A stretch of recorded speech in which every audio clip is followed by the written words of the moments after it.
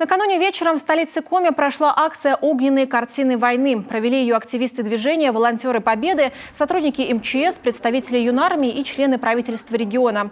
В память о ветеранах боевых действий зажгли 5000 свечей. Получилась медаль за отвагу.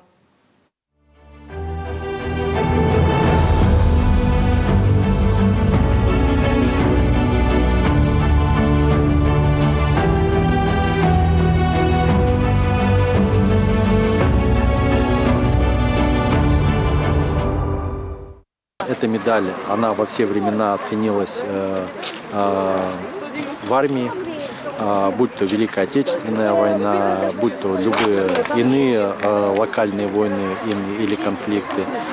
Чаще всего этой медалью, конечно же, награждается простой рядовой состав, который проявляет мужество и героизм. И, конечно же, эта акция приурочена к тому, чтобы еще раз подчеркнуть дух патриотизма и дух патриотического подъема.